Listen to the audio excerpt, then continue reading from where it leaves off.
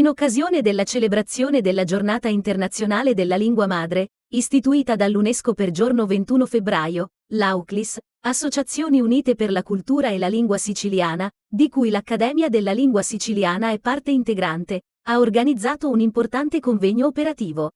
L'evento rappresenta un momento cruciale per il futuro della lingua siciliana, una occasione di discussione in cui saranno presentate proposte strutturate finalizzate a un piano di azione volto alla rinascita della lingua dell'isola. Abbiamo ascoltato Fonso Genchi, presidente dell'Accademia della Lingua Siciliana. Siamo oggi al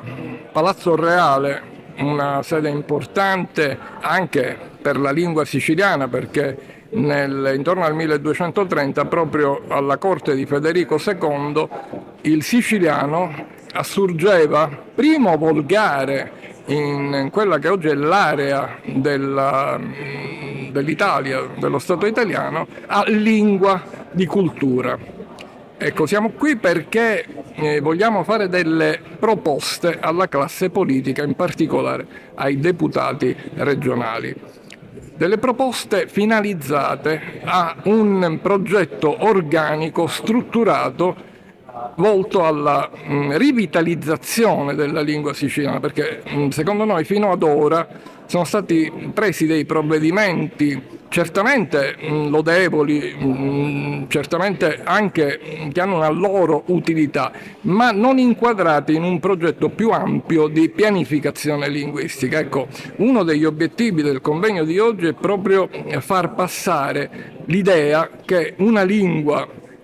che ha già iniziato un percorso verso l'estinzione. Non dimentichiamo che l'UNESCO nei suoi atlas ha dichiarato la lingua siciliana come vulnerabile. Nel 2003 invece era una lingua, secondo l'UNESCO sempre, che non correva alcun rischio di estinzione, come l'italiano, l'inglese, come le più importanti lingue del mondo. Ecco, una lingua che ha iniziato questo percorso ed è entrata nelle categorie di lingue vulnerabili non ne può uscire fuori con provvedimenti estemporanei, ma soltanto ed esclusivamente con un progetto organico e strutturato di pianificazione linguistica da affidare a esperti del settore. Questo è stato già fatto in altre parti d'Europa con alcune lingue regionali. Faccio l'esempio della lingua catalana, ma anche della lingua gallese, dove si è lavorato con progetti di normalizzazione linguistica, di pianificazione linguistica, e la classe politica ha acquisito questo tipo di programmazione, quindi ha fatto una politica linguistica ed è riuscita a invertire la rotta. Infatti oggi il gallese, che viveva soltanto 40-50 anni fa una situazione assolutamente simile a quella della lingua siciliana, oggi il gallese è di nuovo una lingua che ha aumentato il numero di parlanti, perché poi alla fine la finalità di tutti i programmi, i progetti di pianificazione linguistica è quella di aumentare il numero dei parlanti, perché solo così ci si allontana dall'estinzione, perché una lingua si estingue quando muore l'ultimo parlante in quella data lingua. Quindi noi speriamo che le nostre proposte abbiano la